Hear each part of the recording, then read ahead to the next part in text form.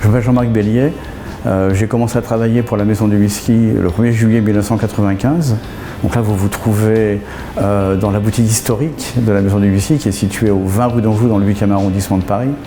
La personne qui entre pour la première fois dans la boutique est perdue, en règle générale, est perdue et béate d'admiration, on peut dire, devant tant de bouteilles. Néanmoins, on a essayé de faciliter les choses en ce sens où on a adopté un classement par pays et au sein des pays par région. Alors les embouteilleurs indépendants, les grandes maisons avec qui on travaille, nous, c'est Signatory Vintage, c'est Gordon & MacPhail, c'est les maisons historiques, je dirais, avec des philosophies différentes, le côté vif, ardent chez Signatory Vintage, le côté un peu plus rond, un peu plus moelleux chez Gordon & MacPhail. Pourquoi les embouteilleurs indépendants? Parce que d'abord, on adore aller chez eux, et puis quand on va chez eux, on va dans les chais, on ouvre des tonneaux, on goûte plein de fûts différents pour faire nos sélections. Et ça, c'est formidable. On se dispute, l'un va préférer ceci, l'autre cela. Mais c'est ça qui fait partie de notre travail. C'est en fait notre travail qui est là, la sélection en fin de compte.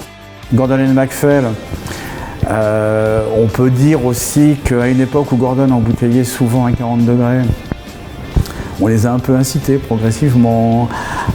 Est-ce qu'on ne pourrait pas avoir un fût embouteillé au degré naturel? Chez vous, les premiers fûts, c'était un Linkwood 83 absolument magnifique, qui sont le Speyside, et un Kaolila non moins superbe. Mais depuis, il y a de nombreux pays qui se sont mis à produire du whisky. On va quand même commencer par les historiques. L'Irlande qui pendant très longtemps n'a eu que 3 distilleries opérationnelles. Maintenant, il y en a beaucoup plus. Il y a des distilleries qui se créent quasiment tous les jours en Irlande. Donc l'offre, c'est vraiment très très diffusé. Alors le caractère fruité irlandais commence à resplendir de nouveau. Les États-Unis maintenant, et on a plus de 100 références de whisky américain à vous proposer ou à proposer aux amateurs. C'est le règne du maïs ou du seigle. L'Inde, Amrut aussi, avec des choses superbes. On sélectionne des fûts tous les ans chez eux. Le Japon qui est très très important pour la Maison du Whisky. D'abord, la Maison du Whisky était la première à importer du whisky japonais en Europe. 2001 pour moi c'est une année charnière, puisqu'à partir de là, on va sélectionner 2 fûts. La Maison du Whisky va sélectionner 2 fûts, un 10 ans d'âge et un 15 ans Lightly Peated. Le 10 ans va être élu whisky de l'année. Absolument remarquable. Et puis en 2006, la Maison du Whisky va devenir importatrice pour l'Europe de Nikka. Kavalan, là on est à Taïwan.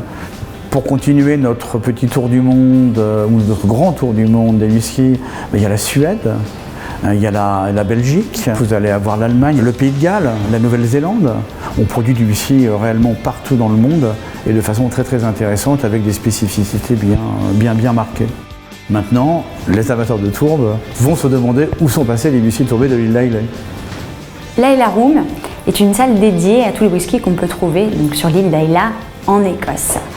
Cette île est bien spécifique et connue des amateurs pour une simple et bonne raison, elle produit majoritairement des whiskies qui sont tourbés.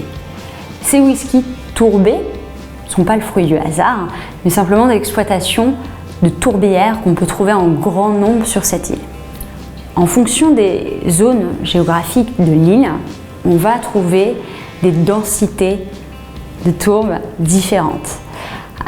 Par exemple, tout le monde a déjà entendu parler de la Lagavulin, la Froag ou Ardbeg, dont l'influence va être sur des tourbes plus lourdes, plus marquées, contrairement aux whiskies qui vont être produits au nord de l'île, qui eux seront plus doux. Nous pouvons trouver ici la majorité des éditions officielles des whiskies de l'île d'Islay, mais aussi des éditions embouteilleurs et quelques flacons qui ne sont pas encore des collectors, mais qui sont très difficiles à se procurer.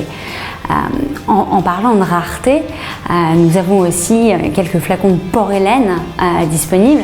Cette célèbre distillerie qui a fermé ses portes depuis quelques années déjà, mais qui continue d'alimenter en orge maltais la majorité des distilleries de l'île d'Islay. Nous sommes dans la salle collector qui est, on peut dire, le saint des saints de cette boutique, qui existe depuis, je dirais, toujours quand la boutique a été créée. Jusqu'en 2013-2014, c'était une petite salle avant qu'on agrandisse qui contenait 200-300 bouteilles environ. Aujourd'hui, on est à près de 700 bouteilles. Et d'ailleurs, je dirais qu'elle a grandi à mesure que l'intérêt de ces bouteilles a grandi dans le monde des amateurs de whisky.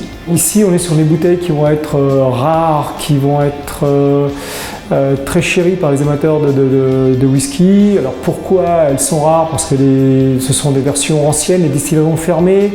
Moi, j'appellerais ça plutôt des archives liquides, parce que ces bouteilles-là, quelles que soient les époques, certaines ont été embouteillées il y a des décennies, sont révélatrices d'un style de whisky, révélatrice aussi d'un style de design, hein. On voit l'évolution des bouteilles, des étiquettes.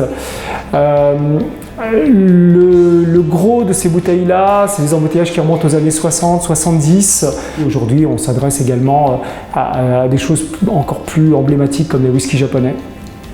Qui ont sitôt fait d'exploser sur la scène internationale et sitôt fait de s'assécher parce que la production a été arrêtée ou ralentie dans la fin des années 90-2000 et générant par là une rareté. Et lorsque l'Occident s'est ouvert au whisky japonais, ou plutôt je dirais le Japon s'est ouvert à l'Occident, eh bien on s'est précipité et on s'est aperçu que les stocks n'étaient pas si gros. Et on a des noms aussi mythiques que Karuzawa, que Ainu, en parlant des distilleries fermées, comme le sont déjà du côté écossais Port Ellen, Rosebank. Chaque bouteille ici est témoin d'une époque. Et chaque époque va avoir son style de whisky. Au gré du changement des modes et des palais, eh bien, les distilleries et les whiskies se sont adaptés. On vient chercher ici un temps oublié. Et moi, ce que j'aime bien, c'est justement, je parle d'archives parce que c'est comme un livre. Quand on a envie de les consulter, eh bien, on va ouvrir une bouteille et on va se replonger dans le temps et dire « Ah, c'était donc ça ». C'est l'opportunité pour les jeunes générations, pour les nouvelles générations, de mettre la main sur ce que les anciens se targuaient toujours, de dire « Ah, mais ça, c'était mieux avant ». Eh bien, vérifions si c'était mieux avant. C'était pas mieux avant, c'était différent. Et chaque bouteille collector, qui est aussi, on va s'attacher à une année en particulier, il y a aussi des coups de cœur, hein. La bouteille collector des uns n'est pas forcément celle des autres, hein. Le whisky c'est infini et ça s'adresse à un infini de personnes. Donc ici on est vraiment sur des trésors et l'occasion de se replonger dans le temps. C'est un voyage dans le passé, littéralement.